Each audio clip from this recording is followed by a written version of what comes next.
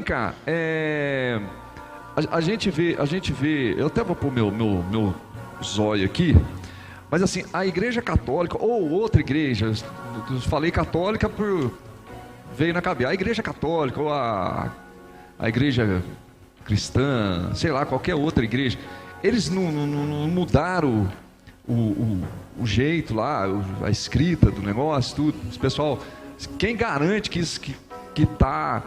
que está escrito ali? Porque tem gente que fala assim: a minha Bíblia é diferente da Bíblia, entendeu? A minha Bíblia, essa que está aqui, o que está escrito aqui é a mesma coisa que está escrito nessa aí, que está escrito na do padre, na do pastor. É desse jeito mesmo? Ou tem diferença? Tem diferença. A Bíblia da igreja A fala uma coisa que quer dizer a mesma coisa que da igreja B. Como é que é isso? Só para a gente entender.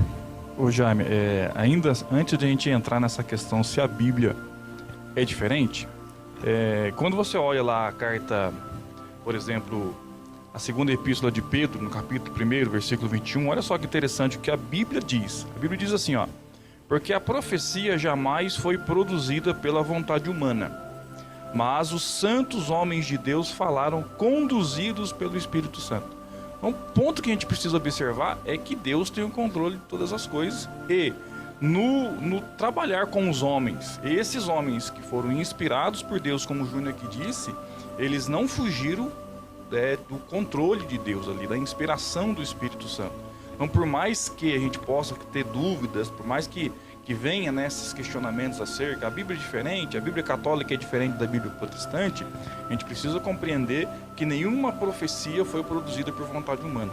Então, a soberania de Deus, ela está presente para que os textos bíblicos pudessem chegar até nós com fidelidade. Então, assim, já respondendo, a Bíblia católica sim tem alguns livros diferentes da Bíblia protestante, tá? Mas no contexto geral, no grosso ali, na sua maioria, os textos são os mesmos. Mas de repente seria a interpretação, o jeito que está escrito, ou a palavra que tem, alguma palavra que mudou, mas que quer dizer a mesma coisa, é isso? Existe, né, Júnior, a questão da tradução, né? Existem traduções, né, com vocabulário um pouquinho diferente, que isso às vezes até pode atrapalhar muita gente, principalmente aquele que nunca teve contato com a Bíblia, que não teve contato com os textos bíblicos. Ele pode ter alguma dificuldade na hora de ler, na hora de fazer uma boa interpretação, na hora de comparar uma Bíblia com a outra Bíblia, porque existem traduções diferentes, mas o conteúdo ele é o mesmo. Isso, é isso que eu ia falar. Achou a palavra, eu não estava achando a palavra. O conteúdo é a mesma coisa. Tem algumas coisas que são importantes também, para vir a reforçar tudo que o pastor falou. É importante, até os anos 1940, da nossa era moderna, contemporânea, quando nós íamos falar sobre a confiabilidade, a veracidade da Bíblia, se o que estava escrito ali foi alterado, e aqui nós vamos até meio que atuar como advogados da Igreja Católica, porque até a Reforma Protestante, todo evangélico praticamente era católico de uma mesma igreja. A Reforma Protestante acaba sendo um divisor de águas para nós termos ali os protestantes que protestam contra alguma coisa, e até a Reforma Protestante, os anos 1500 ali, as 95 teses de Lutero, todo evangélico praticamente ele era católico. O termo católico é um termo universal, que tem a ver com ser religioso, com seguir uma doutrina, com ter um padrão adquirido. Então, o catolicismo, ele é uma... O pessoal acaba meio que... universalmente, o termo não propõe essa diferença. Você pode dizer que, sendo evangélico, você pode dizer que é católico porque tem a ver com sistematização de vida, religiosidade. Que a religiosidade vem do latim do religare, que é aquilo que foi desligado e precisa ser religado. Mas, hoje em dia, um evangélico não vai dizer que é católico porque... tem essa questão da palavra está intrinsecada na divisão, exatamente. Mas, por exemplo, até 1946, tudo que a gente falava sobre a Bíblia podia ser questionado e defendido com base na fé. E a fé, nós entendemos que precisa ter um racionamento para ela ser fundamentada e não apenas em coisas que estão flutuando nos ares. Mas a partir de 1947, olha que interessante, encontraram nas cavernas de Qumran, na Cisjordânia, a região ali do Mar Morto, encontraram os famosos manuscritos do Mar Morto. Isso. Esses textos comprovaram que o que nós temos na Bíblia hoje é exatamente o que foi escrito dos originais. Então, se você pegar, a Igreja Católica não alterou versículos, ela não acrescentou, ela não tirou. Ela, inclusive, a Bíblia de Jerusalém, que eu tenho, que é uma Bíblia católica, de editora católica, ela é considerada uma das melhores traduções que nós temos do original para o português.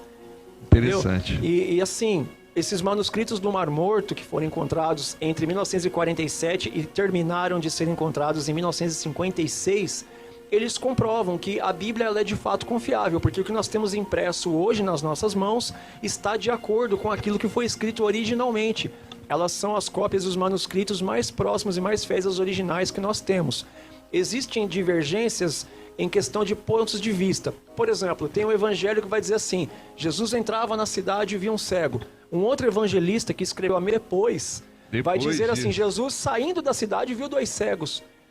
E aí você olha e fala, não, mas a Bíblia é contraditória. Não, porque no princípio literário da confiabilidade, o fato que é imutável é Jesus estava nas proximidades da cidade e tinha um cego ali. Tinha lá, 1 ou 2, o por pessoal exemplo, tava lá. Você quer ver, por exemplo, o pastor vai chegar amanhã e vai contar para os amigos dele. Ontem eu estava no podcast com um amigo meu. Mas nós sabemos que aqui na sala, contando minha esposa, estamos em 4. Ele não disse uma mentira, ele só disse uma verdade limitada ao ponto de vista que ele considerou importante. Exatamente. Entendeu? Então isso também já traz a questão de a Bíblia é contraditória, mudaram, por que aqui fala que era um cego, aqui era 2, Jesus entrava, Jesus saía. Aí essa mesma história, você mesmo pode contar. Falei, ontem eu estive no podcast, eu e mais 3 pessoas. Exato, eram homens, eram mulheres, tinha algum relacionamento com algum, você entendeu? O nome disso é sinédoque. O ponto de vista da pessoa que está relatando pode ter variações da outra pessoa. Mas é a mesma história. Mas é a mesma história. É interessante. O Juninho é interessante também, já, porque isso prova de que Deus não usou robô, Deus usou seres humanos. Porque olha verdade. só, mais ou menos 1.500 anos, desde quando o primeiro escritor ali usado por Deus começou a escrever a palavra. 40 escritores diferentes. Olha quanto tempo decorrido de uma escrita para outra.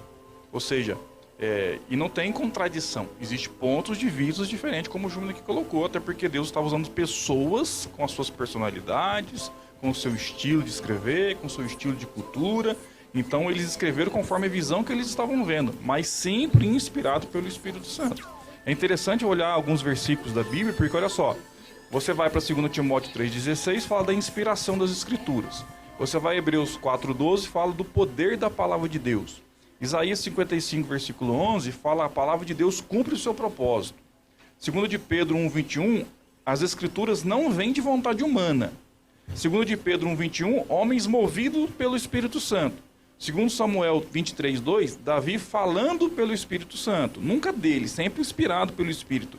Jeremias 1:9, Deus colocou as suas palavras na boca do profeta. Olha, Deus coloca a palavra na boca do profeta. Aí vai para o Novo Testamento, Mateus 5:18, nenhum tio será removido da lei. Apocalipse 22:18, adverte sobre adicionar ou remover da Escritura. Então a própria Bíblia aqui confirma, com textos, de que esses homens inspirados por Deus estavam ali sendo direcionados pelo Espírito Santo, e por mais que fossem em tempos diferentes, em épocas diferentes, cada um com seu grau de instrução diferente um do outro, com a sua visão de mundo diferente um do outro, eles não fugiram daquilo que o Senhor queria orientá-los para que a palavra, com confiança e fidelidade, chegasse até nós. E só para finalizar, você quer ver que interessante? Deus, ele sabendo na sua onisciência que nós teríamos esse questionamento no dia de hoje, esse programa, e pessoas questionariam isso, o que Deus faz? Diferentemente de outras crenças, não vou entrar no mérito se válidas ou não, vou respeitar todas, tem crenças que acreditam, por exemplo, que nem todas as crenças têm um livro sagrado que elas seguem. Muitas vivem da tradição oral, e principalmente a parte das Índias e o Oriente Médio, muitas das religiões são mantidas e passadas via oral e não tem um escrito. As poucas religiões que passam o seu dogma através de escrita, elas creem, todas elas, exceção o cristianismo e o judaísmo, todas elas, e os muçulmanos pelo Alcorão também, todas as outras crenças que têm os seus livros acreditam que eles desceram prontos diretamente das suas divindades. Já o cristianismo e o judaísmo e a parte do Alcorão, no que se pega principalmente em relação a Abraão como um patriarca comum, O próprio Deus, ele permite que a sua palavra seja transmitida por homens, que o próprio Deus não oculta os erros desses homens nos escritos, para mostrar que eles de fato eram homens falhos, tal qual nós que lemos esses escritos. E Deus permite, por exemplo, que Mateus e Marcos contem a mesma história acerca de Jesus, discordando em pontos. Era uma mulher, eram duas mulheres, era de dia, era de noite, estavam com muita gente, estava com pouca gente. Jesus falou aquilo para uma multidão, Jesus disse aquilo no privado. Por que é que Deus permitiu isso? Para mostrar que ele confiava no ser humano para entregar a sua palavra, a tal ponto de que ele não esconderia a limitação humana, porque é um escrito para pessoas limitadas terem acesso à leitura, assim como pessoas limitadas escreveram. O Deus, ele vai chamar Davi de homem segundo o seu coração. Nem por isso deixou de registrar nos livros de Reis e Crônicas e nos profetas que Davi, por exemplo, planejou a morte de um amigo e o adultério com a esposa desse amigo. Então Deus, ele sabia que homens imperfeitos iam escrever, tal qual homens imperfeitos como nós iam ler. Interessantíssimo isso, muito interessante.